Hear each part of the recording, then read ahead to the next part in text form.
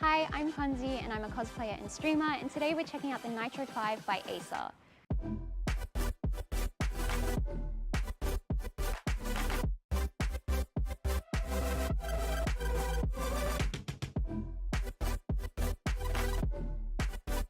This is honestly one of the smoothest gameplay experiences that I've had, especially on a laptop. The graphics are amazing, it's not laggy, it's very lightweight. The keyboard feels really nice to play with, and I love the RGB lights.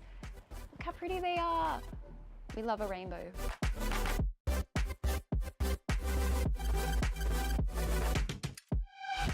Yes!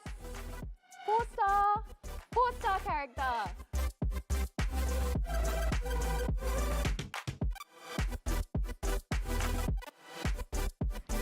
If you're looking for a gaming laptop on the go, be sure to check out ACE's range.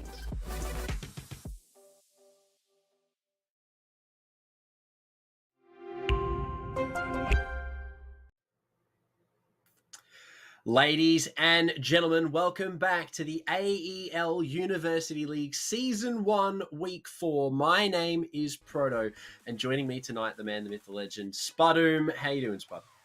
I'm doing great as always. It's always a pleasure being here with you, casting these games, and of course we've got some banger of matches up tonight. We have UniMelb and Uni of South Australia playing in round 4 tonight, so that's going to be exciting to see.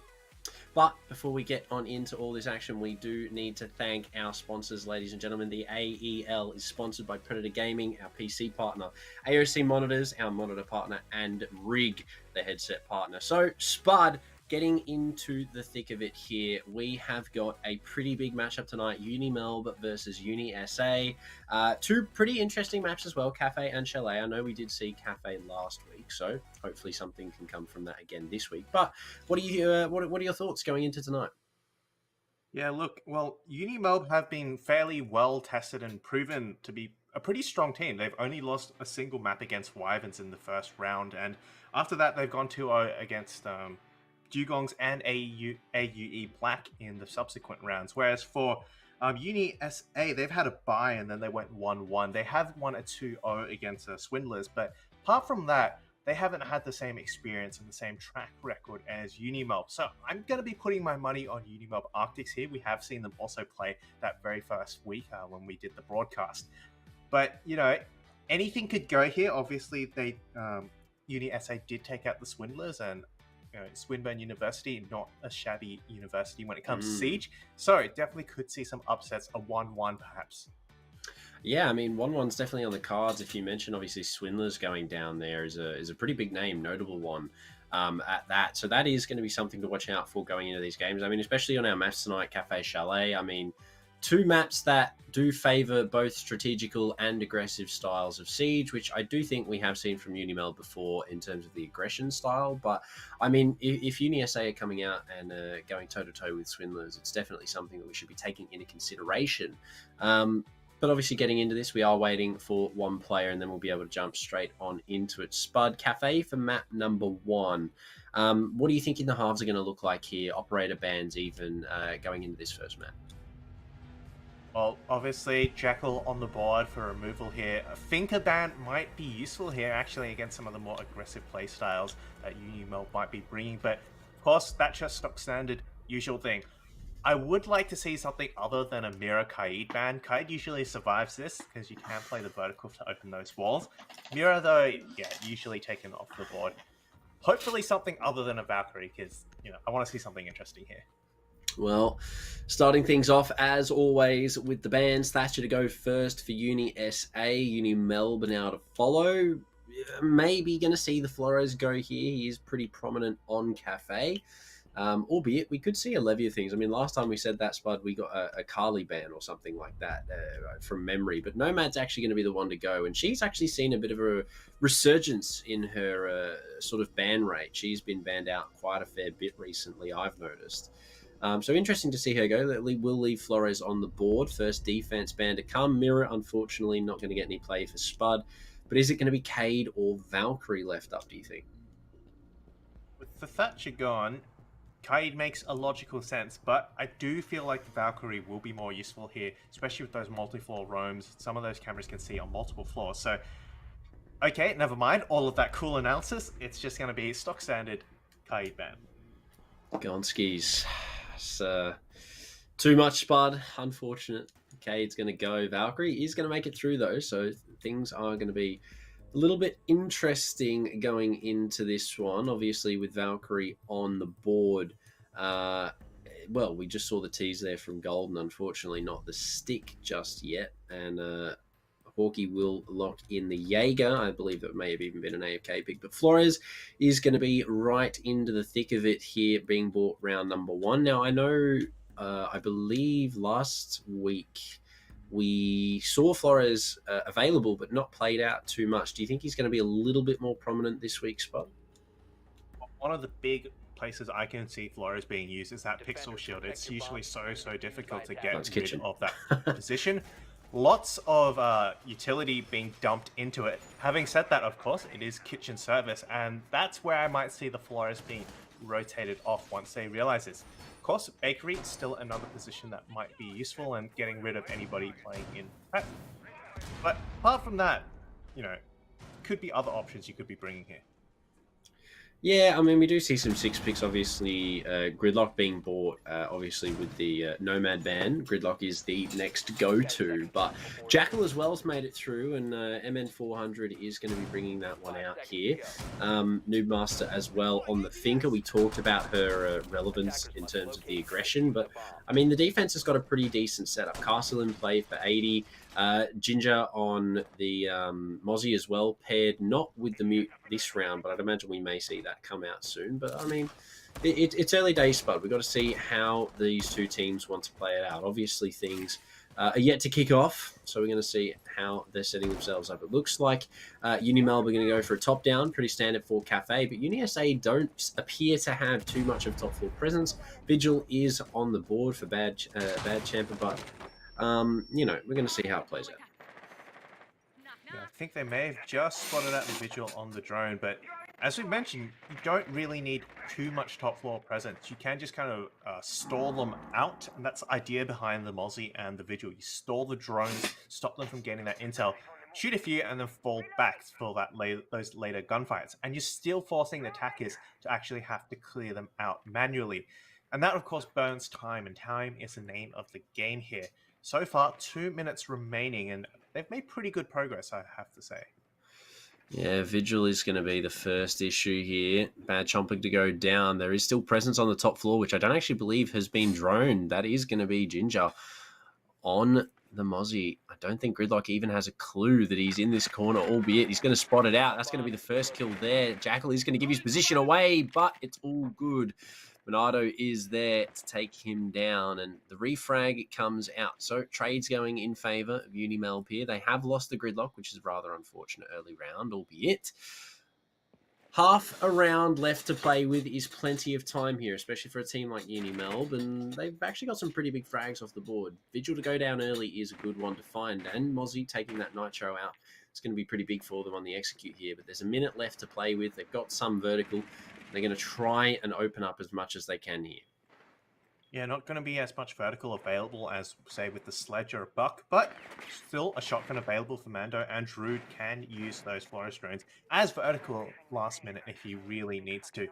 Starting to work their way into the bakery now, and pressure there, but Golden will find one onto Druid. Wang takes a bit of damage, but will not go down quite yet. Mando finds his third. Wang finally takes out Golden for a 1v3. Oh, 2. Make that 2. 80 inside of Coat on the castle. Doesn't have the 1.5 equipped, interestingly, on the red dot, but it's getting the job done all the same. Needs to find 2 more. The bomb now going down for Huang. He's got himself in a good position. The cover from Mando as well means that this diffuser is going to be planted and now finds himself in a post-plant position, but it doesn't matter. The time is not there. Or should I say there was not much time spent on the attempt at the retake. Mando on the Jackal to close things out with a quick 2-piece to win that round for the attackers. UniMelb, first round on the board for them, and unfortunately UniSA not too much in terms of score on their side of the card, but a close round nonetheless. 1v2 is nothing to be sort of shy of, but still UniMelb coming out on top. Good round from them. They're going to bring pretty much the exact same lineup, but UniSA, they're going to be going top floor instead. Yeah, that was really good roam clearing from UniMelb, bar that unfortunate incident in the bathroom with the gridlock and the Mozzie. Apart from that, though, the Jackal definitely paid huge dividends. In fact, I believe Mando got like 4 picks in total out of all the kills that went out. So, Oh yeah, wow. yeah, 4, almost an ace. So, yeah, definitely getting his money's worth from that Jackal. I assume you don't usually get to play it, so, you know, while you do, it's going to make the most of it.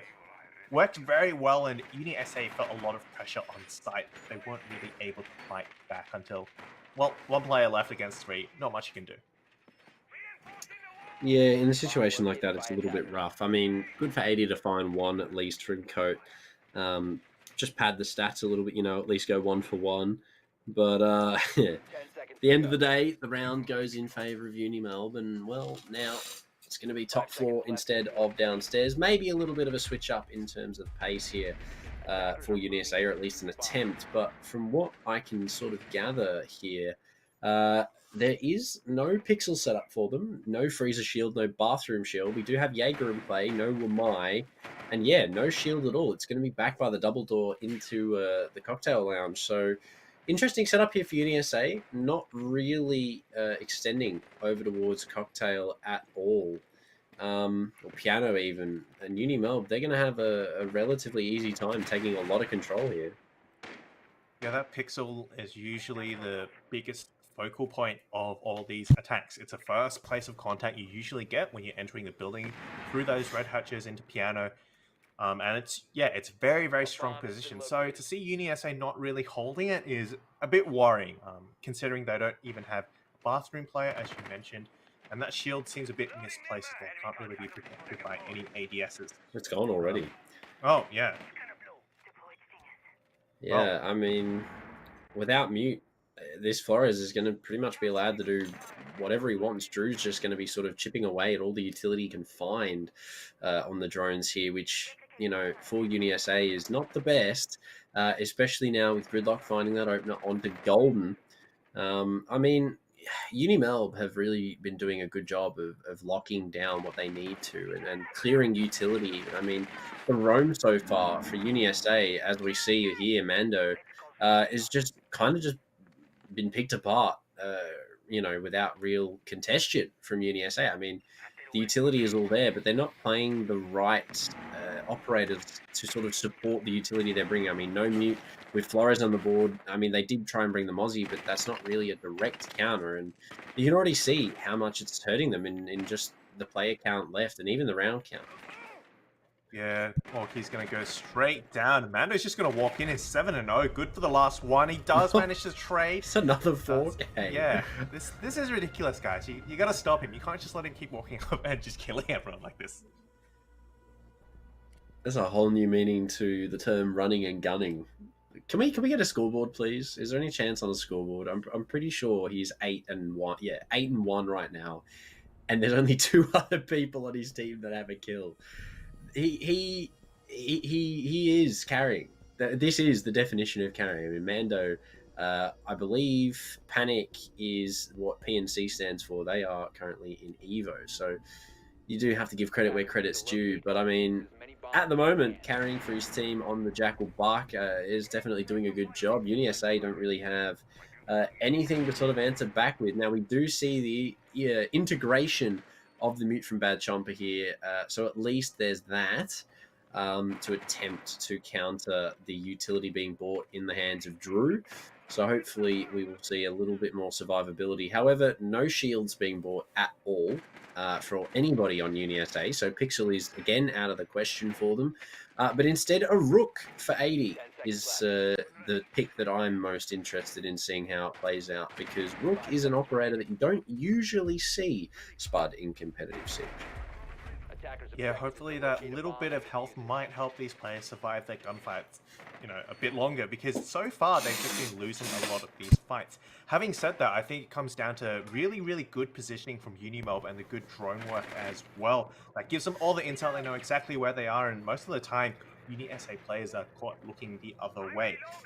This roam, though, I would like to see a bit more support playing together. It seems these roamers are kind of playing by themselves, roaming by themselves, and trying to rely on gun skill, but it's just not working out too well at the moment, I think. Yeah, something's definitely been going wrong for UniSA. I do actually believe we're seeing the Hibana charges used to open up either the hatches or top red, one of the two, albeit run out possibly denied here by the gridlock to take down Ginger. And he's going to go down again relatively early in the first minute. Jackal track there as well through the wall. Huang's going to try and spray down that ping, but unfortunately the player not quite accessible from the angle that is being played right now, and he's actually going to make their way all the way to the top of white. We do have Drew creeping up the brown stairs. Golden has made it back to the site from his roam elsewhere, so he is back to attempt to help his team. But I mean, UniSA already down a frag and 2 rounds. I mean, UniMelb, they're playing for this aggression, and it's working out amazingly for them. I mean, the pings are here. Mando has all the information in the world on this player at the top of white. But, I mean, they're just playing the long game, Spud. Yeah, Golden making the right play here and kind of delaying the time, making sure not to swing too early, though they will come into contact here, and Golden finally shuts down Mando the first. Well, death that's not at the end of the round for Mando. Finally, that MVP will be taken down, but Punyan will go around for the swing, gets Adi, and almost makes it a second, but Bad Chomper makes his debut. And suddenly, this could go in favor of UniSA. Yeah, UniMelb, a little bit of a drop the ball moment there from them. Golden to find a fair few kills at the top of white stairs. They're doing an awesome job at shutting this push down. I mean, with no pixel presence, no bathroom presence, and no freezer presence, this has been an amazing effort from UniSA. However, Huang does not seem to have quite had enough just yet. He's going to try and do the best that he can to clutch this round up. Still has some utility left on the Hibana. Is going to open up and rotate into the freezer. Still has to deal with Bad Chomper and Hawkeye here. See what he can do. Has been spotted out on the Evil Eye. Doesn't have any positions known to him. Flashbang is going to come out towards Freezer. However, the player swings on round. Bad Chomper is already there expecting something. Will be found, though, in the Freezer. This is it. Huang could clutch this. Doesn't know the position of Hawkeye, playing passively on the Maestro. Needs to go for the bomb plant here, and is indeed going to go for that plan. He's going to have to stick it. Hawkeye getting aggressive here, but it's not the fake. There's the red pings being employed now as well. Huang's going to get it down. The flick with the bearing 9. No, Hawkeye's there with the Alder to shut it down. Almost around for UniMelb off the back of Huang, but UniSA are finally going to find their first. Defenders win. Yeah, that would have been incredible if Wang had managed to pull that off. I believe it was a 3v1 down all the way to a 1v1. Managed to get the plan off. If he had been a second earlier, he might have had more time to prepare for that gunfight and very well could have won that. Fortunately for him, it wasn't to be. There was, I assume, intel, of course, from those Maestro cans feeding the red ping, so he knew exactly where he was, and with those 80 bullets, you just hold down mouse one, and what more can you do? Yeah, the Alder is definitely a interesting weapon. I mean, it's got 80 bullets, high fire rate, absolute laser beam, and in the hands of a gamer like Hawkeye, gets the job done for UniSA, and finally they find their first again. But now, down to the kitchen for the second time. First was a very good clutch attempt from 80, albeit no round. So UniMelb already having success on this bomb site. Looking to make it a third, albeit UniSA now have found a little bit of footing and attempt to now gain some ground back that has already been lost. But I mean, Spud, so far we've seen a really big sort of showing from Mando and Huang on UniMelb. In terms of fragging, if obviously Mando can keep this up, do you think UniSA are going to stand a chance? I mean, 8 kills in the first 2 rounds is kind of insane, albeit we haven't seen him get any since then.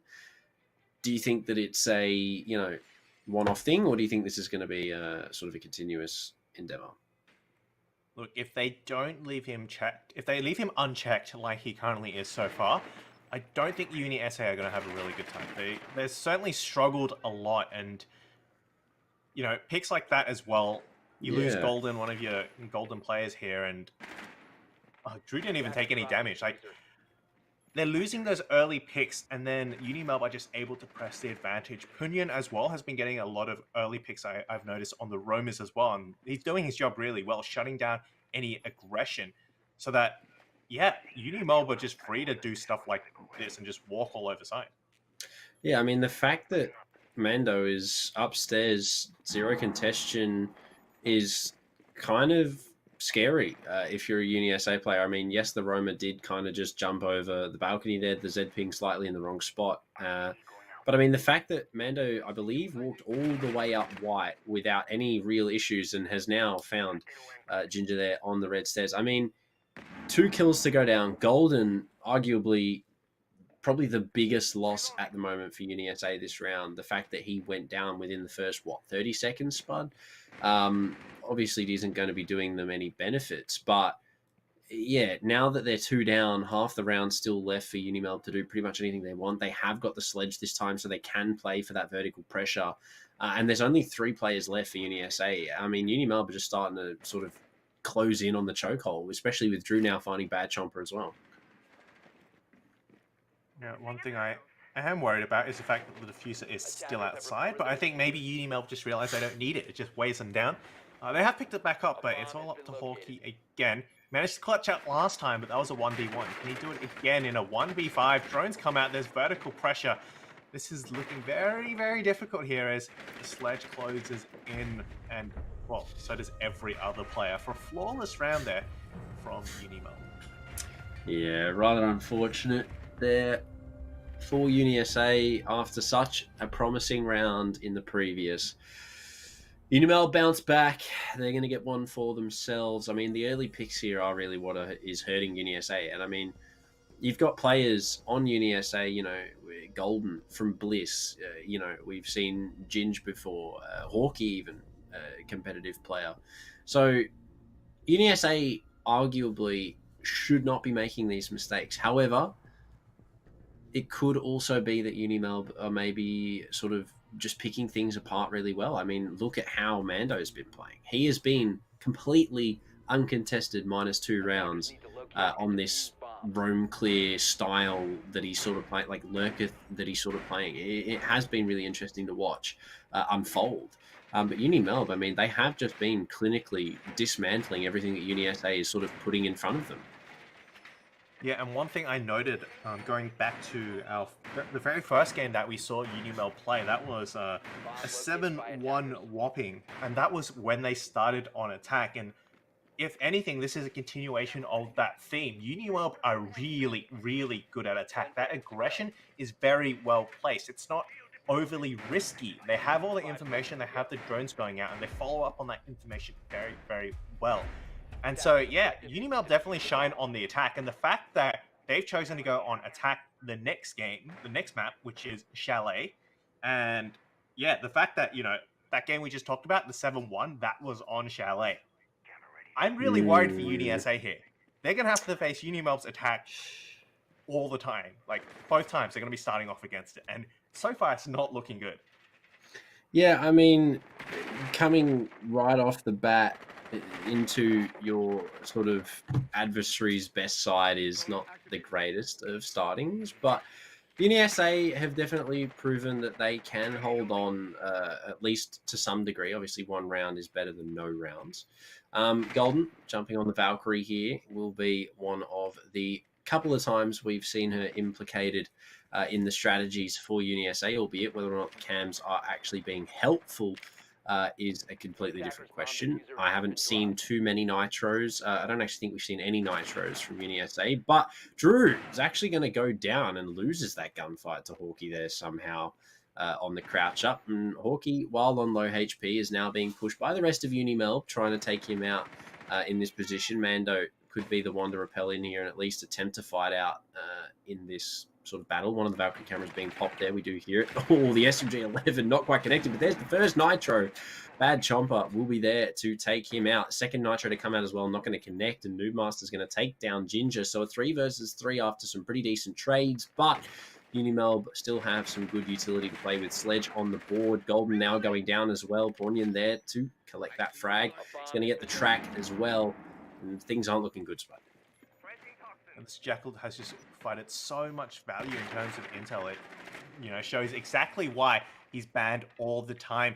Punyan will finally get taken down, but with that, Addy goes down as well, leaving it all up to Bad Chomper. No C4 in pocket to throw back up. So now he's got to deal with the sledge and Finker LMG firing all those bullets at him. He's got a tough battle ahead of him, but maybe if he can get up on this flank, catch the sledge unaware, he might be able to get somewhere. 40 seconds left. Bad Chomper, 1 versus 2, definitely doable. Has the Malusi to play off here for the information, but Sledge walks on down. He's going to shoot that without the capitalization, and Mando on the swing. Player who has, well, he's a player that just can't be beaten tonight, it seems. He's been finding a lot of good frags for his team, and he's going to keep that up, finding one more to close that round out. I mean, what, has he broken double digits yet? I think he's on like 11 kills or something. Can we get a fact check on this, please? Yeah, 10 kills. Finally just broke double digits. I mean, 10 and 2, he's got like, what, a 5.0 KD spud at the moment? Like, this is kind of crazy, especially when you look at the rest of the scoreboard. I mean, I don't think anyone on his team is above 5 kills. So, big things from Mando. Yeah, and I don't necessarily think that's because he's the only player who's showing up. I think It's just because, you know, everyone's dead before the rest of the team gets there, right? And the other players certainly have shown up when they need to. Punyan getting a lot of flank watch picks, as we've mentioned earlier.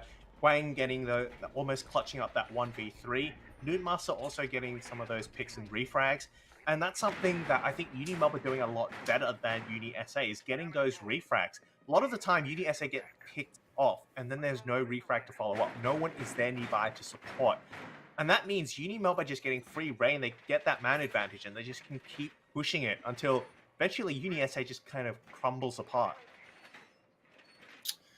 Yeah, UniSA have definitely been coming apart a little bit, it seems, towards the ends of rounds, especially when it comes down to executes. I think UniMelb have had really solid executes. Just synergizing with their utility usage. I mean, the Jackal tracks every round have just been really consistent on locking players into positions, allowing UniMelb to find these kills. But I also think a little bit of UniSA's sort of struggle here is somewhat strategical. I mean, this is the, third iteration I think we've seen of Top Floor. Yes, UniSA won it, but with Mando just unchecked again, bottom white. He's going to find the opener onto Ginger, who just keeps being found as this first pick. He might get a second here as well. Indeed, he will. Golden to go down. I mean, what is happening to UniSA? Well, if there was any doubt that, yeah, okay, he even hit him with the question. Yeah, I don't. All right, fair. Yeah. We can say that as casters. I'm not sure if you're allowed to say that as a player, but yeah, understandable. It seems they're just kind of walking into him and a very just questionable giving him play. free picks. I mean, as I mentioned before, the fact that, you know, we've got the coach of Bliss or ex-coach of Bliss or however that is the situation being manager, sorry. Thank you, production. But Ginger as well, I mean, being one of the big roamers for them. And the fact that they're being taken down religiously every single round within the first minute and a half. And the fact that Mando has so many kills. I mean, 12 and 2. It's just, it is completely baffling how they're being allowed to get away with stuff like this. I mean, UniSA are just feeding them kills. The nade through the floor is going to do a good amount of damage to Porky there. Drew's going to take the life of Bad Chomper. The Alder starts to let it rip, but 5 players left alive. Ella shotgun to go down. Drew to find that second kill for himself. Pornia now planning the diffuser. The Alder going to town, at least trying to do some damage, but it's going to have to reload it now. 0 left in the magazine. The Finker LMG, it's coming around the corner. New master, the Mouse 1 champion. All gun skill, ladies and gentlemen. He just didn't need to stop. Oh, you love to see it. LMGs, what's wrong with them? Yeah, I saw nothing wrong with that. Nothing. That's absolutely how the game should be played, right? Everyone should have one of those. Just hold mouse 1. Hey, we can't say that too much. The Alder was letting it rip as well, so it was only fair that Finker returned the favor. Exactly. And it's just unfortunate that, unfortunately, the Alder was out of bullets, and Finker said, well, now it's my turn. And my magazine is bigger. But, unfortunately, for UniSA, that means that they're going to find themselves now with a 5-1 half. And they're not on the good side of that. UniMelb looking pretty decent to close this one out quickly. Obviously, now it is their defense So they're going to switch things up. I'd imagine we will see Pixel extension here. We do have the Jaeger, we do have Shield, and we do have the Irini as well. If we don't see Pixel, I'd imagine we will maybe see a Freezer Shield here, or even a Bathroom Shield. One of the two at least, I'd imagine. I hope. Because, I mean, we've seen so far in this matchup what not having that Pixel extension does, and that is reflective in the round count as well. Albeit, I say that, the one round that UniSA won was a top floor defense, and they didn't have Pixel employed. So, you know, take that as you will. But I do think it is going to be the Bathroom Shield by the looks of how Jaeger is setting things up here. And there we go. Yeah, Smoke bringing the shield in. No, okay. Pixel Shield with a Bathroom supporting player, maybe. Albeit, still, it's a shield. It is better of an extension than we saw from UniSA. So maybe UniMelb can capitalize on that position. However, Gridlock, Finker, and Lion, all notable choices here for UniSA. So we're going to see how these play out for them. I mean, the Lion in itself is something to be scared of. Yeah, it's going to lock down those rumors, make it very, very difficult for them to get back, and especially with Ginja on that. Oh, Drew. My goodness, what happened there? Oh, will there be a second? Almost. Golden taken down low. Now looking down to lock down that last player, but he does manage to get away. Yeah, I was going to say, getting away, pretty difficult with the Gridlock track stingers and also the Lion scan. But hey, Mando's still on check, so, you know. Yeah, my question is, what was Drew doing under the red hatch that allowed Golden to kill him that quickly as the smoke? But, you know, stuff happens, I guess, and, you know, maybe he was chasing a drone or something. You never know. But, albeit, it's going to be the drop now. UniSA have made themselves known inside the building. Golden with the opener kill here, looking for some more on the ace. Also looking for the default camera. Can't quite spot it out. May have already been shot, albeit. Will spot that player just down below. I believe Mando was the one trying to land those shots there from deep inside of Pillow, albeit has not found them. I mean, it's a little bit of a slower take here for UniSA. They found the opener pick. They have made their way deep into Cigar Shop and Piano side. And have got some good control towards the Bathroom as well. However, only a minute left. UniMelb still have a good amount of bodies on the board to at least deal with what's coming here. Yeah, they've got these fallback positions like in the freezer that they can work with, and Noobmaster takes one, instantly trades back. Sorry, makes it an even fight again. Oh, Punyan also will take out Ginja, will be refragged straight away, but Huang is on the prowl and he finds another. Again, these refrags coming out so quickly for UniMelb that UniSA aren't really able to get much of an advantage. Yeah, that's Diffuser down now as well here for UniMelb. The flank from Mando needs to spot that Claymore out. Will indeed. Bad Chomper's good for one. However, the flank now from Mando's been spotted out. He's taken down by Hawkeye. Very well played by UniSA here. This might be the round that they find to look to try and equalize. Will make his way into Freezer to retrieve the Diffuser. Has picked that one up. Needs to go for the plant by Trash. They don't have the information of the Goyo's whereabouts. However, swinging on round, he might be able to find the plant here before the bomb goes off. He got off the plant to try and deny. Hawkeye's on low HP, but so is Huang. Needs to find this kill if UniMelb want the round, but the Diffuser now not planted at all. Leaves Hawkeye in a bit of a rough position. He needs to find this kill or at least get the bomb down, albeit all the Goyo needs to do is hide, and that is going to be a very close round, albeit UniMelb walk away with it, and that is on match point, Spud. UniSA fumbling the bag a little bit. Very, very well played there from UniMelb. He knows when to fight, when to pick a fight, and when to fall back. He got the swing onto that player planting and then instantly fell back. Went for that hide, and yeah, Hawkeye, not much he could do there. He had to go for that kill. There wasn't much else to be said. And yeah, played it perfectly. And with that, UniMelb now 6-1 and up, and UniSA in a tough pickle here. Yeah, I mean, that was a really good round for UniSA. Golden with the opening pick, and then obviously subsequently the rest of the team picking things up. But I mean, the tack timeout, not called there. Well, it was called. Wasn't granted, unfortunately, for UniMelb. I don't think they're sort of needing Why, it, though? if I'm honest, yeah. I mean, 6-1 up. Tack timeout is maybe a little bit of a BM. But, I mean, albeit, UniMelb, if they reckon they need one, maybe they do. You know, you don't know what's going on behind the scenes. But still, UniSA, they now need to find 5 rounds in a row, Spud, to make something of Cafe here, or at least attempt to make something of Cafe here. Because other than that, UniMelb are looking pretty good and set to take this relatively congestion-free from UniSA, especially if Mando's allowed to find some more freebies. But we're going to have to see if that is the case. Obviously, UniSA were very close that round, and I think maybe getting off the plant there was a bit unfortunate for Bad Chomper, but still, we'll see how it plays out for them this round. Yeah, they do have a lot of the right utility set up to work with here. They've got the Lion once again to kind of shut down these roams, and the Fuse and Sledge for those vertical plays. Wang, however, will be challenging from this bakery area, which you don't often see a lot nowadays, but still possible. However, notably, it's a slower attack here. They haven't really pushed as aggressively as UniMelb did, and with about a minute already burned off the clock, that certainly slows things down, and that will as well. Golden off the board and the hard breacher. Oh my goodness. Wang, keep going. He wants more. What? He's good for 3. UniSA. What are you doing?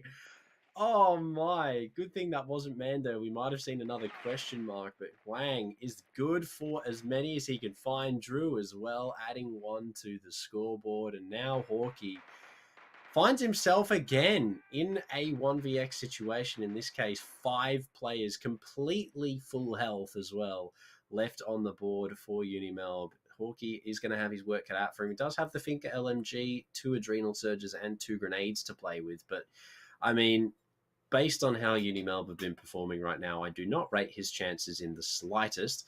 We already see Mando is closing in here. The Echo Drone will spot him out, and imagine the swing is soon to come. Indeed, it is. The double swing up red, and there you go. Mando's there to finish things off. UniMelb with a flawless round. A wow from Matt. Oh, okay. Oh, okay, I see why. Yeah, no, fair enough. I get the wow. Yeah, I get the wow. But, yeah, 7-1. GG, well played indeed. UniMelb walk away from map number 1 with a pretty huge scoreline, Spud, going into map 2. Yeah, 7-1. Mando, of course, also huge with 13 kills, 13 and 3. That's insane. And the rest of the team also showing up as well. I don't think this is just because, you know, Mando is overpowered compared to everyone else. It's the fact that, well, everyone was dead by the time the rest of the team got there. And when they do get there, they certainly get those picks. Wang, of course, with that nice 3K at the end, and also almost made that 1v3 clutch. But yeah, not much to write, not much to say about a 7-1. Like, what can you do at this point? There is still hope for UniSA. Last time we saw UniMelb play, it was a 7-1 on the first map, and then the second map, they only won by an 8-6. So it was actually close, but that was on Clubhouse, not Chalet. Chalet is also where UniMelb went 7-1, so might be in for a quick night tonight. Yeah, I mean, if Mando's on a heater, that's definitely on the cards, I think. But I mean, as you said, there's not really much to say about a 7-1 other than UniMelb they were on the ball. Droning was there. They had the refrags on the defense. They had pretty much everything in place to just keep trading kills back and forth. And even if they weren't trading, they were just gaining. I mean, Mando, first 2 rounds, 4Ks back to back, proceeded to then just sort of find individual picks here and there that were just, you know, so pivotal for his team throughout that game. I mean, opening kills, he'd find 2 and then be traded out. Yes, but he's already found 2 type thing. You know, albeit UniMelb, very well done. Before we go to our break, we would like to thank our sponsors once again. Predator, conquer new worlds with Predator Gaming.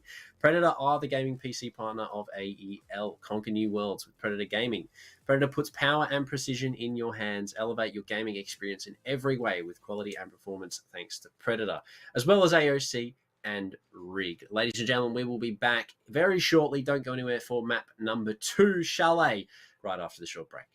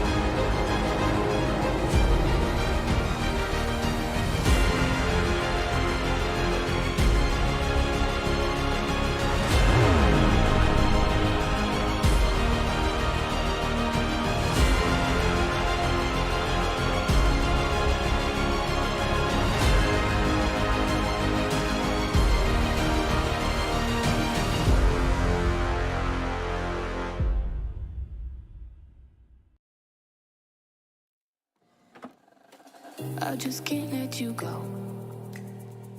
Lord knows that I've tried to. You said I was the only one. No one likes being lied to. You made this mess and left me with the pieces. Now I wanna burn all the bridges between us. I can't focus, I can't forget. I've been thinking too much lately. I just need to clear my head. I just need to clear my head.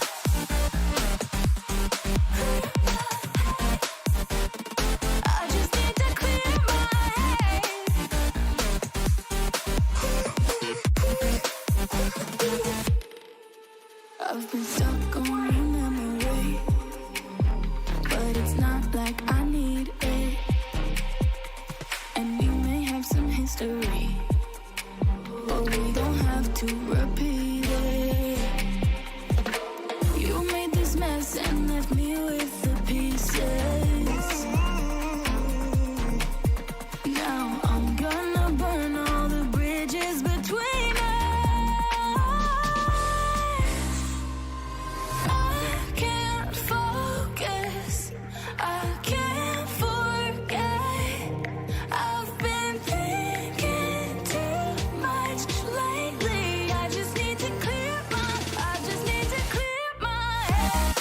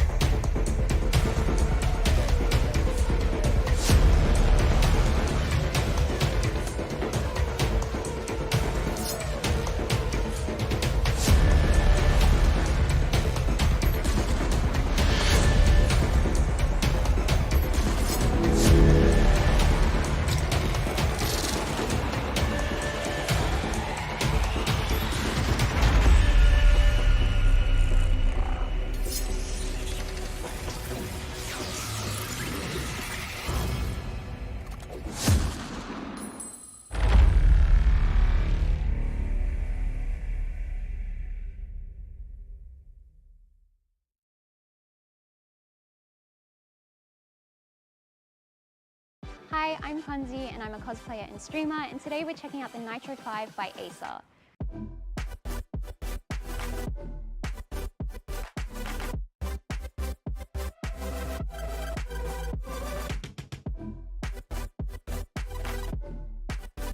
This is honestly one of the smoothest gameplay experiences that I've had, especially on a laptop. The graphics are amazing, it's not laggy, it's very lightweight. The keyboard feels really nice to play with, and I love the RGB lights. Look how pretty they are. We love a rainbow.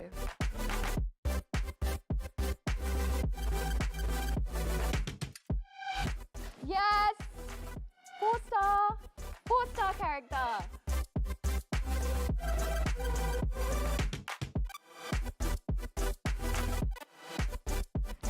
If you're looking for a gaming laptop on the go, be sure to check out Ace's range.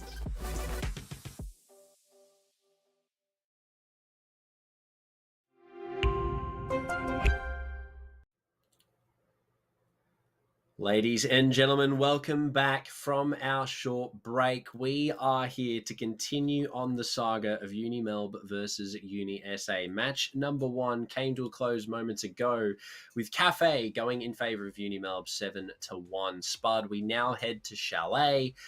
What are you expecting going into this? I mean, given that we've seen a 7-1 already from UniMelb, do you think UniSA are going to be able to bring this back for a 1-1?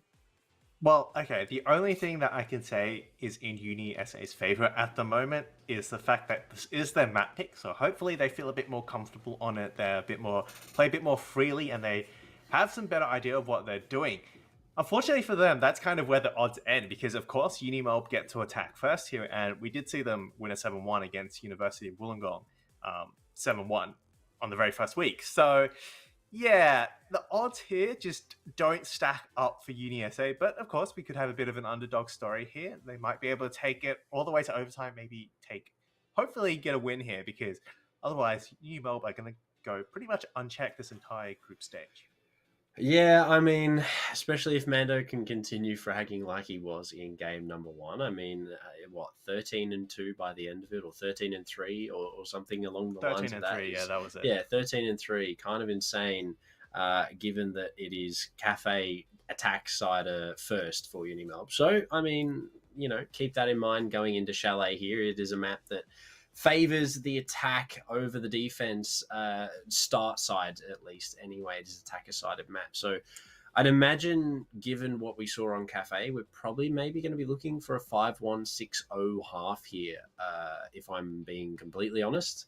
But you never know. We might see something interesting come out from UniSA, but we're going to get right on into things, ladies and gentlemen, for map number 2, starting things off, as always, with the bans. Spud, what are you expecting ban-wise? Do you think we're going to see a, repeat of what we saw on Cafe, or do you think Jackal's going to go now, given his prominence? Surely they take out either the Jackal or the Flores, given how well it's been used. I feel like Jackal will be the go-to, because certainly if I were UniSA, I would feel really, really frustrated by the fact that I just get pinged all the time. Yeah, there we go. Jackal first off the board. Don't blame them. I really don't. UniMelb used that, surgically. It was amazing. There's some really good Jackal play from them. So he's going to go straight away. That is going to leave UniMelb with the choice, though, to what they want to leave up Flores, or do they want to leave up Thatcher? I'd imagine, yep, there we go. It is going to be the Flores. So that blue shield, if it's even played, I know we didn't see many shield extensions from UniSA, but that top blue shield, if it is bored out, is now in grave danger with the Flores on the board. But Valkyrie and Mirror, I'd imagine the last 2 to go, possibly Kaid, depending on how these teams want to ban things out. But Mirror is the first, and I'd imagine Kaid's going to follow, Spud. Yeah, UniMelb are playing pretty, they're pretty much picking standard bans here, Thatcher and Amira, but based on how UniSA have been playing, there's perhaps no need for super, fancy bans. It's not like the Flores was really utilized by UniSA, and on the other hand, UniMelb made really good use of it. So certainly expect that to be taken off the board, because they know how to deal with these walls and, opening things up. They've shown they're really, really good at attack. And so a Thatcher ban really isn't going to cripple them as much as it will hurt UniSA. Yeah, I mean, UniSA, given that what we saw on Cafe is that they didn't get very much of an attacking half. But if that is the case again here for them, those bans are obviously going to hurt them in the couple rounds that they do have to play. So, I mean, we'll see the effect of the bans when it comes to it. But right now, UniMelb have their first 6 rounds on the attack here for Chalet. And they're going to see what they can do. Flores being bought here. Mando switching things up. Not on the Jackal, obviously, now that he is banned. And the Sledge being bought by Noobmaster. He is going to be jumping on the Zero, which is an interesting character. However, a really useful one for Chalet. Those cameras, Argus cameras, are really good, especially if you can hide them up in the rafters, like in main lobby, downstairs even. So good to see him being utilized here. One of the newer operators in Rainbow Six, but still.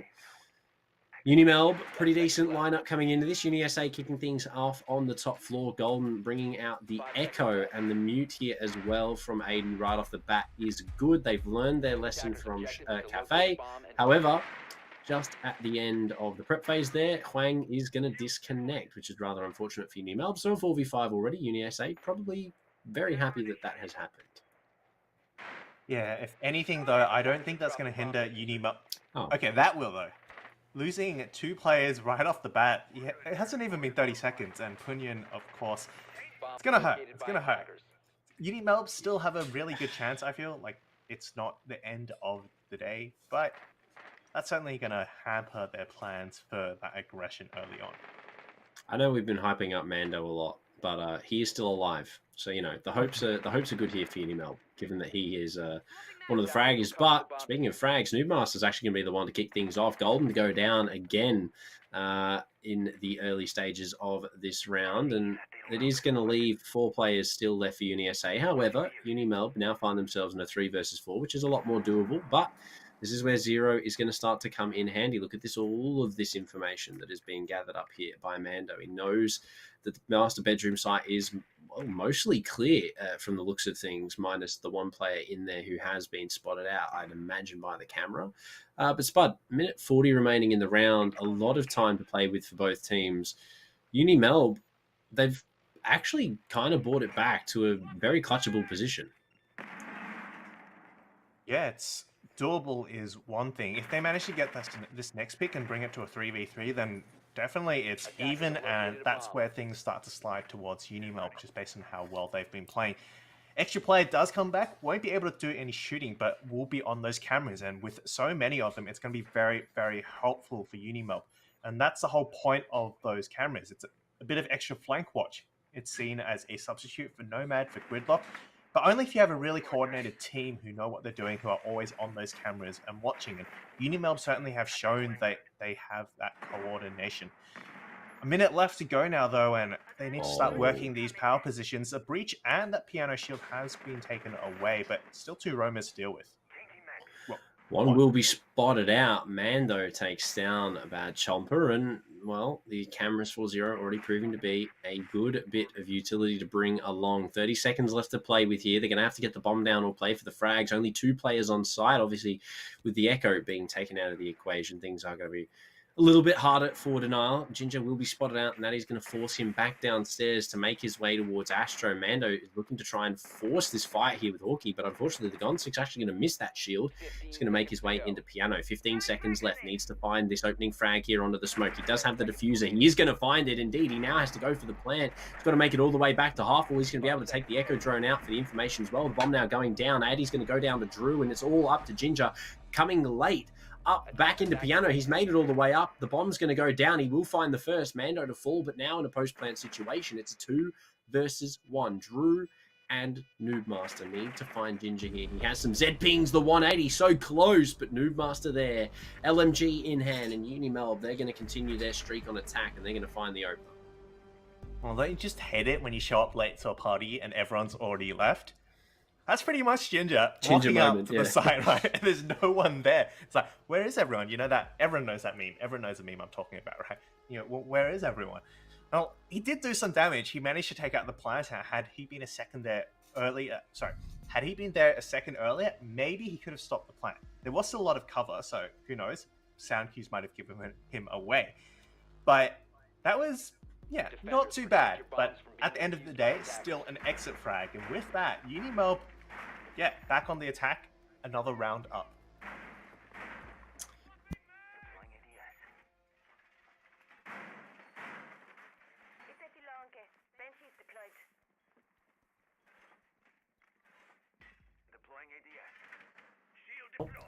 Well done by Ginger. Good attempt. Unfortunately, hasn't converted into a round. But look, UniMelb finding their first IQ. Interestingly, now is being teased here by Pornian. I think that was possibly to counter the echo, but Golden switching off that character, instead bringing the Malusi along. So the IQ might not have as much impact as possibly hoped for UniMelb, albeit still have some good utility to clear out with that scanner. Obviously, Mute, Jaeger, even Vigil on his ERC7 can be spotted out through the wall. So, could have some good use here for them. But given how UniMelb have been performing so far, UniSA, I think it's going to be a struggle either way for them. Yeah, the only way they're going to kind of pull this back is if these roams are a lot more successful, because so far they just haven't been. Last time Ginja did manage to get a pick, but after that there wasn't really much follow on, and then from there was just picks in favor of UniSA. Not sure if he's actually spotted out this player here, but he's certainly aware that it might not be entirely safe. Bad Chomper will be lurking around, and with the visual scanner active, he might be able to slow this down. Golden, I like this. They're playing closer together and might be able to get a refrag at least. However, Mando's walked away. He's not really interested in that affair and set up the flank camera for later on. However, he's not too interested on taking that initial control. Not really required in how UniMelb want to take this, obviously, the same way they did last time. Golden's actually going to win out that fight, though, against Drew. So that is going to be a huge kill to find, given that that is the Flores to go down early on. Golden does trade a lot of his HP for the kill, albeit Mando is there to take down Ginger. So now the benefit goes back in favor of UniMelb, with Mando finding a second on the Bad Chomper as well. 2 roamers taken down in the space of 30 seconds, leaving UniSA now in the deficit spot, 3 versus 4. Yeah, both times we've seen actually that UniMelb have started off on the back foot. Last time, of course, a disconnect, then the first pick went in favor of UniSA. But then rapidly UniMelb able to catch up, and certainly off the back of Mando, and I think a lot of this intel coming through as well. Hawkeye finally shuts him down though, so that is good news for UniSA, and with a minute left, time is at least in favor of UniSA. Struggling to clear out Hawkeye here. Full blind, by the way, just spraying the M590 into the abyss, hoping that something connects. But 45 seconds left here for UniMelb to play with. I do believe they have the main breach open, so there is possibility of a plant here. But Pornian coming up those solar stairs could be on for a huge play here for his team if he can find the backs of someone inside of the site. However, now spotted out inside of the bathroom. Doesn't matter. He's good for that kill. Golden to go down as well, leaving Hawkeye again in a 1vx situation. He's going to be spotted out. SMG in hand, shoots out those first few bullets. However, not going to connect on the Habana. The M590 will, but Pornian's there before he can confirm. And UniMelb, 2 rounds in a row on the top floor. They close things out again for a 2-0. Yeah, I just really love the coordination there from UniMelb. The collapse onto that last player. They knew exactly where he was, and they knew exactly what to do. 1 swing from piano, 1 swing from office, 1 coming through the closet. 3 guns focused on that 1 player. If the timing had been off, then maybe it would have turned into a 1v1, and then maybe, might have gotten away with it. But the fact that all 3 players collapsed on him on exactly the same time, there's really not much you can do. And I think that's a testament of UniMelb's coordination, their team synergy, and how well they're playing together as a team.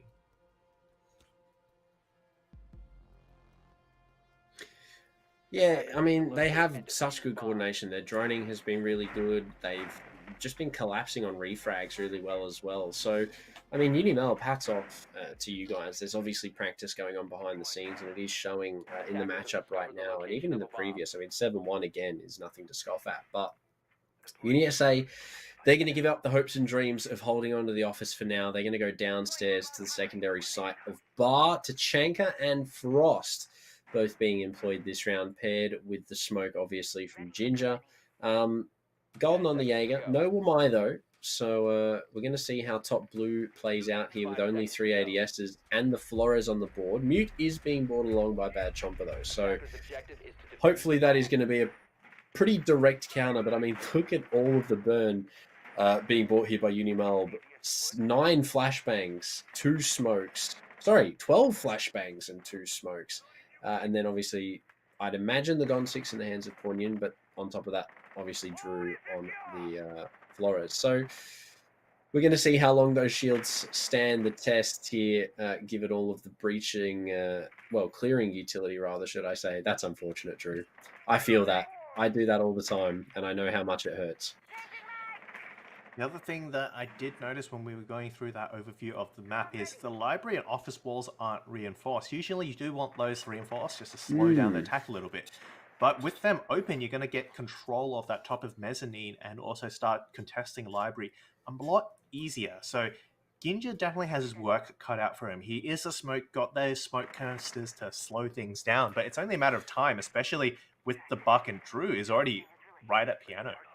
Is Mando just about to... Oh, okay. I thought he was walking down the side hallway. I was like, oh, this is about to get interesting. No, he's downstairs on blue playing for at least first contact here. He might actually be good to take down Ginja if he's not paying attention at the top of blue here. He's actually made it all the way up without any issues. And there you go. He's just going to walk right up behind Ginja and close things out there onto the smoke. And very quickly he goes down. However, shot in the back. Golden's good to take one with him before he disappears back towards the bomb site. But a buck for a smoke is definitely an interesting trade, and one that I would probably say favors the attackers a little bit more. But now that they don't have their primary soft breach, they're going to have to rely on what they've got left in their pockets and hopefully get ready to go for a plant. They still have one player upstairs to deal with. That is Hawkeye, deep inside of library here, undroned and largely unknown to UniMelb. But imagine the drone will spot him out here now. However, if he chooses maybe to not shoot it, he's going to get spotted indeed, and there you go. Drew's there to close that out. Golden takes a lot of damage as well, but Spud, 50 seconds left for the execute.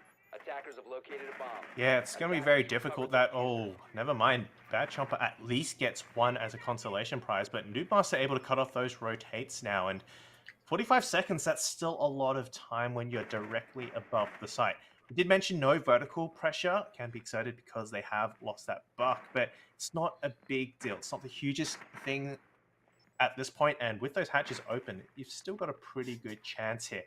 Just whether they can get onto site in time, and of course this power position in that connector, very, very difficult to flush out. No grenades either to use for that, so yeah, it might be a bit tricky. Especially with Golden on the bottom of blue here, it seems like UniMelb have some clue that there might be a player close by, the nade being prepped to come out. It's actually a smoke, to cover off that cross. However, 80 will find one. Noobmaster's good. Golden now coming in for the flank. He's going to catch Gridlock there. Not quite get all that damage, but Wang now needs to go for the bomb plant. Might get it down. Golden's actually going to walk right on by until he realizes he's going to turn around for the knife, and they're going to find the defense round in bar. Maybe it was just the top floor causing the issues. However, the bar is going to prove to be successful for them. They're going to find their first, and well, that is a good way to start things off. But this is very similar to how we saw Cafe go. It was 2-1, and then UniMelb kind of just walked away with it. Spud, do you think that's going to happen again here, maybe?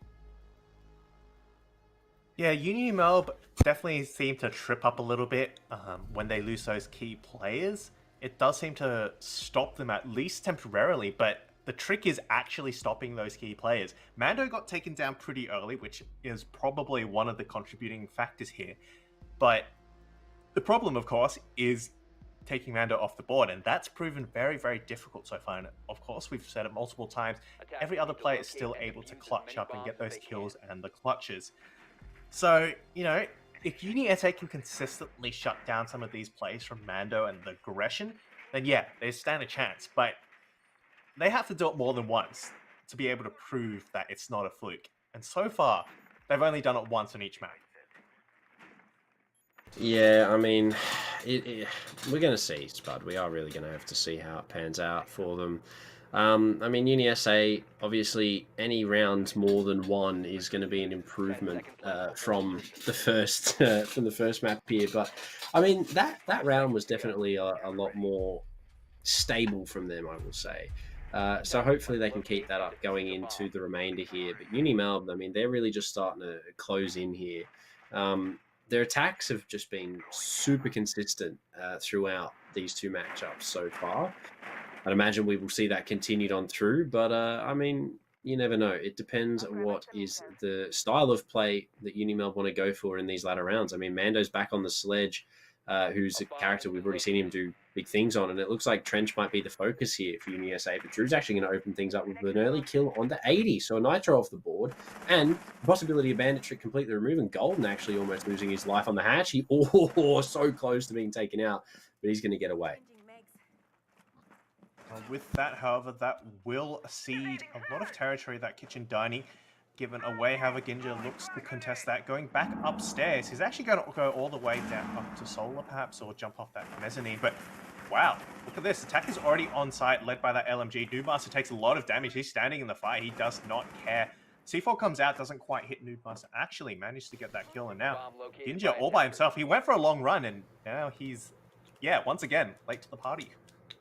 Yeah, a little bit rough, unfortunately. The roaming mute, sort of just his angles in a 1 versus 5. You do have to give him that, but he's going to use up first on the drop down the hatch. However, everyone else is there ready to greet him. Wang is there to finish him off, and well, UniMelb, they get in, they get the job done, and they get out, only losing 1 player in the process, and now find themselves 3-1 up against UniSA, and again, it's starting to fall into that cafe pattern. Yeah, it certainly wasn't helped by the choice of site there. Not usually the strongest site, but very well read from UniMelb. They saw the weakness at that backside and just went straight for it. There wasn't really much, UniSA could do. Like some good stalling from Golden. He was upstairs in that kitchen dining area. Almost lost his life though, but he did manage to stall out temporarily. But the fact that everyone from UniMelb was there, yeah, tough gig. Ginja also had a pretty bright idea, I suppose, going for that flank. If the attack had been a little more stalled out, he might have caught some people on the flank. Could have.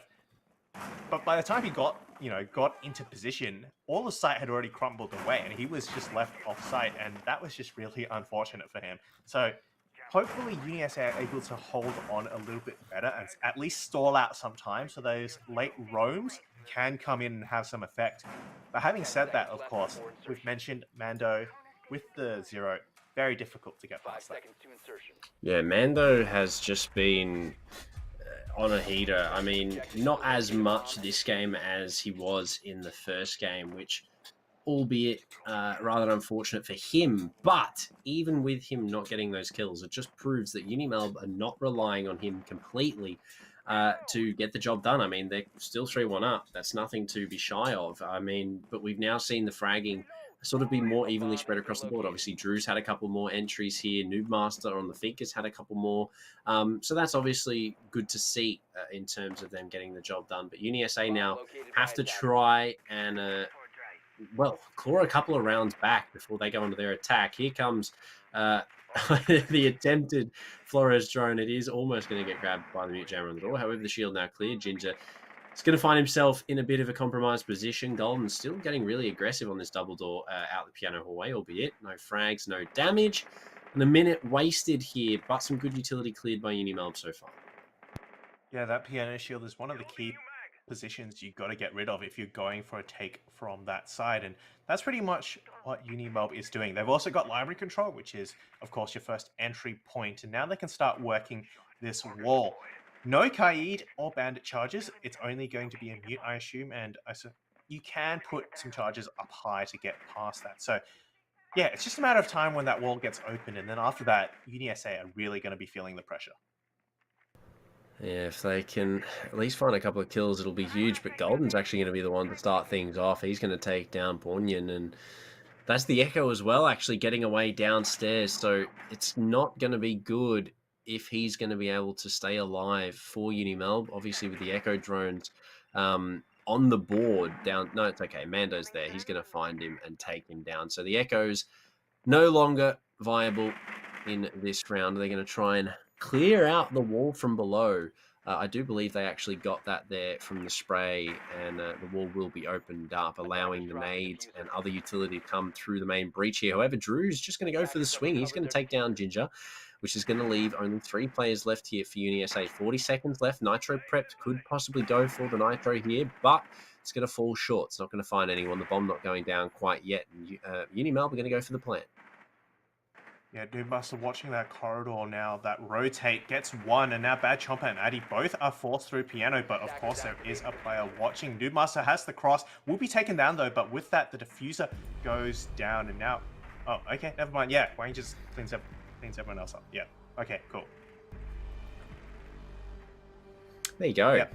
Yeah, there you go. Job done. I mean, plan down, frags got. It was always good, and you love to see it. UniMelb 4-1. They find themselves putting the distance between these two teams again. We saw them do it on Cafe, Spud. I said it. We're seeing that pattern come out again here, and they just, unfortunately for UniSA, they just cannot seem to find a round conversion. I mean, they obviously have been getting, I believe, 3 rounds they've had the opening pick in their favor.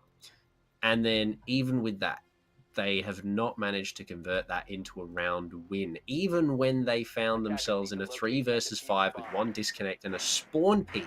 They couldn't close the round out. So it is a real shame for, UniSA to be in that situation, albeit it is a highlight that UniMelb are just, they're here to play, and they're definitely playing. I mean, they are getting the job done without a question.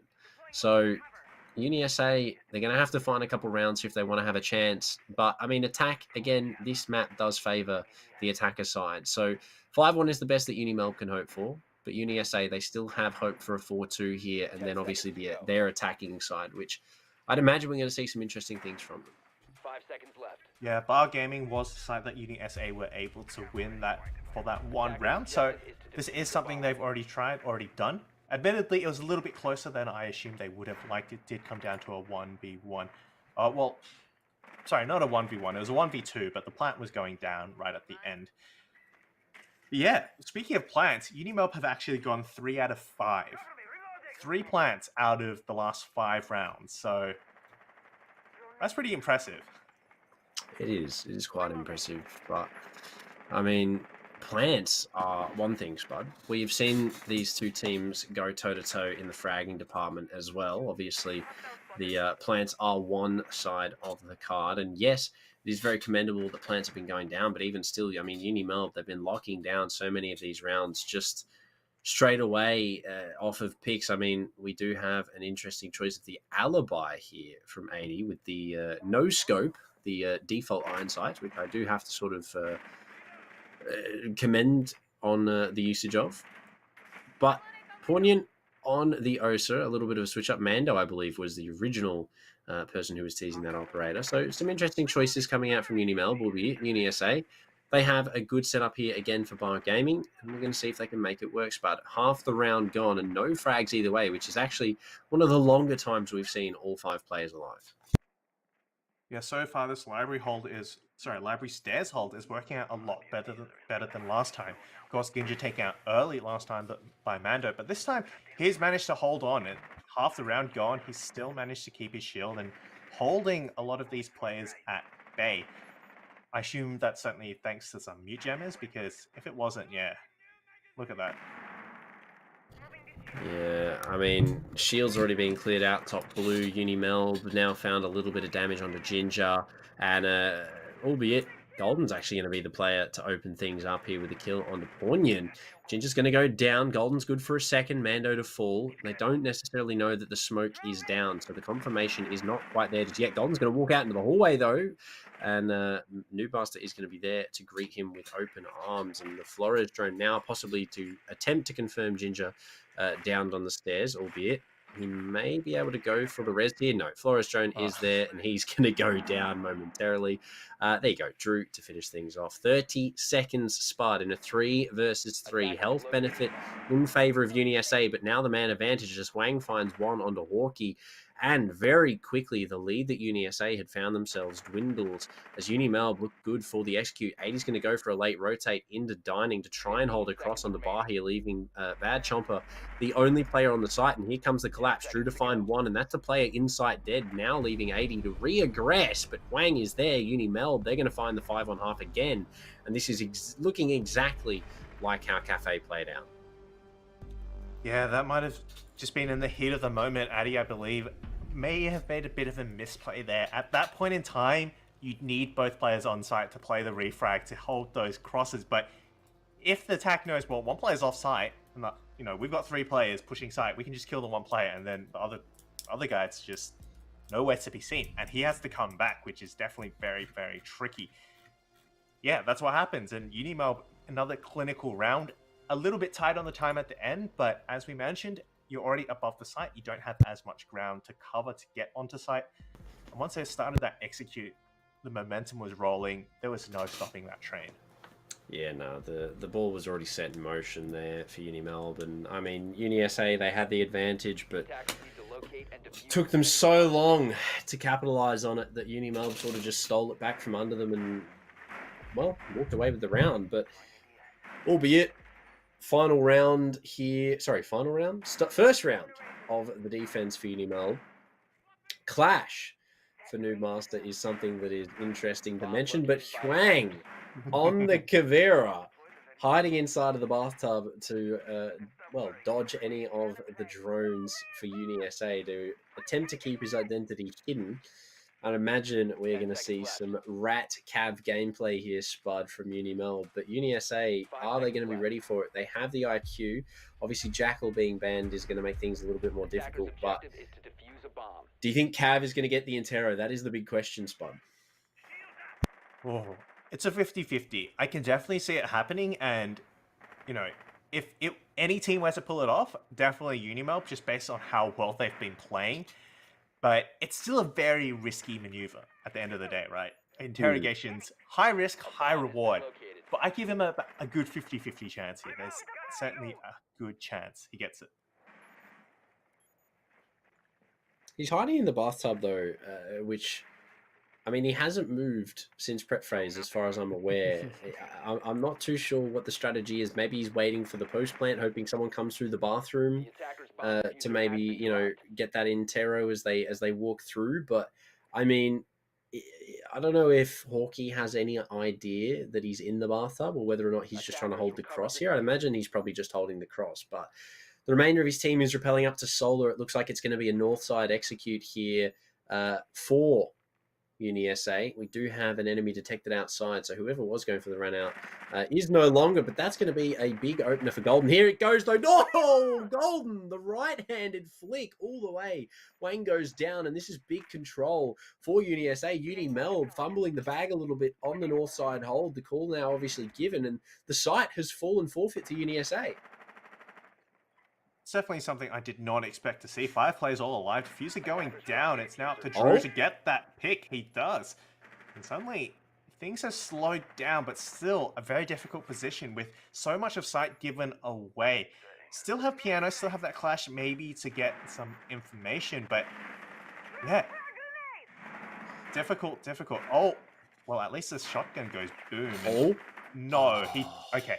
If he had won that, that would have been ridiculous. If he'd got Golden there, that would have been big. But speaking of big, Poignant's good for 2. He's going to get the down onto Ginger, leaving Hawkeye in a 1v1 situation. He's going to hit the Adrenal Surge to pick the teammate up. So now 1 versus 2. Ginger back on his feet. The diffuser not in their hands. The Thorn Trap is going to give the position of Poignant away, but of Hawkeye away. But he's going to find the frag just before it detonates. And there you go. UniSA, they're going to find themselves a second round, which is already better than Cafe Spud. 5-2 now on the scoreboard.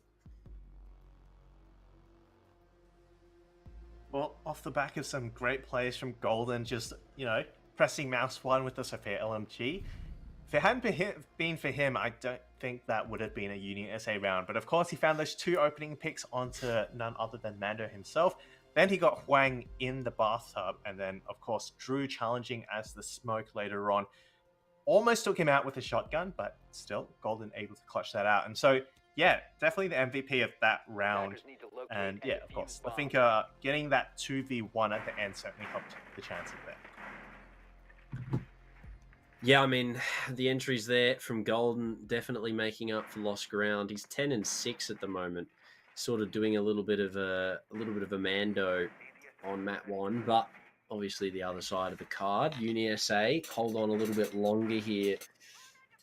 Given that round now goes in favor of UniSA, Spud, they found a little bit of momentum. Obviously, they sort of realized some mistakes and capitalized on the, well, I would arguably say the misplay there from UniMelb. The Kavira not really doing anything that round for them at all.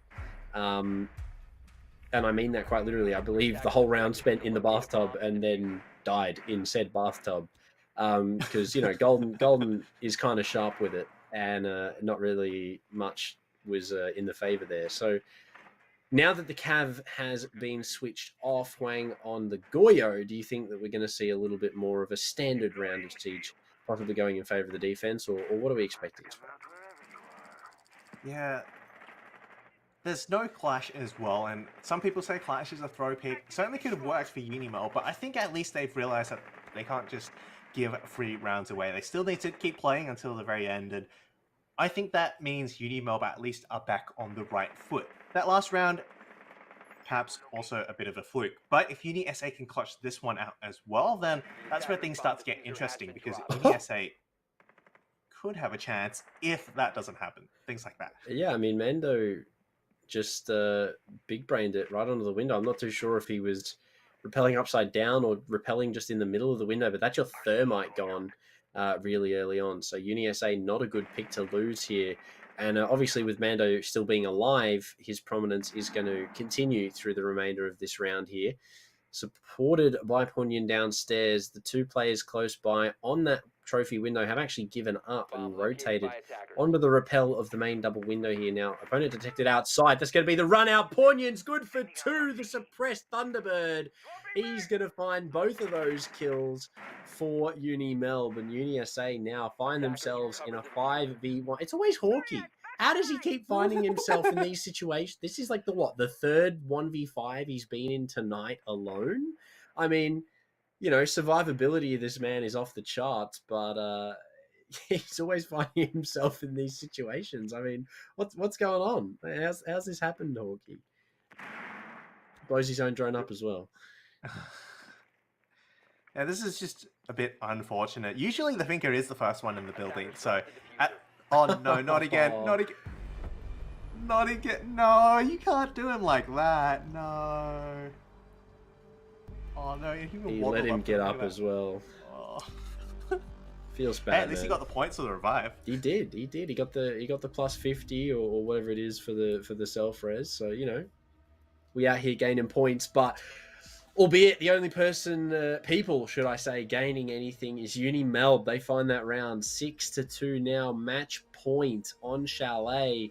And that round, I mean, Spud, that was pretty clinical. The first minute, it was a 1v5 for Hawkeye. I mean, let's be honest, we could almost call him the 1v5 champion. Hasn't clutched a single one, but you got to give him something in that situation. You got to give him some kind of recommendation. But I mean, yeah, UniMelb, really good round from them. Sort of adapted to what was being bought. Obviously, the double repel called out by a player in sight, capitalized on by Punyan, who was on the Thunderbird. I mean, really good from them. Pretty solid round. And I mean, what a way to put yourself on match point here. UniSA, not long for this match, Spud, if they can't find 4 rounds uncontested to take us to OT. And based on how we've seen these things play out so far, it's not looking too promising. Yeah, look, we did mention earlier that UniMelb have won this map quite handily before, and this was UniSA's pick, but I didn't expect, you know, the only other additional effort that would be put in is one more round. I didn't expect UniMelb to take it quite this far, but hey, what do I know? Probably should have seen it coming. UniMelb have just been flawless in attack, and so far on defense, very few mistakes as well. Oh no, that's not what you want to see. That is unfortunate. Ginger, sort of unfortunate there for him. He's going to be taken out by none other than Connection itself in the early stages of this round, which is going to leave UniSA in the deficit. Obviously, UniMelb in the benefit, but opening up the garage, Mando's going to be first contact here. He's going to get 2 drones for the price of 1. He's actually going to swing around to find Golden as well, who's just sending it in. He's going to be good for 2. Mando, what's going on? UniSA, they open it up and sprint on in. Yeah, I'm honestly surprised he didn't hit the question mark again, but Drew, it's going to be good for the run out again. And now 80, the last alive, shotgun in hand, going to go for the reload. And Drew, he's going to be there to finish things off. UniMelb, they're not messing around, ladies and gentlemen. They're going to close it out in relatively short time again. A 7-2 for them. And UniSA, unfortunately, they're not going to get any more than 3 rounds this evening. I mean, what a showing from UniMelb. What was that, like 30 seconds or something? Yeah, a minute? much. Not even. Wow, that was a bit of a speed run, but Mando, I did not expect him to do that. Like, usually you see, you see the drone come in and you get the drones and then you back off. But no, he just went for it. His position was known by 2 players and he still killed both of them. Not even the refrag.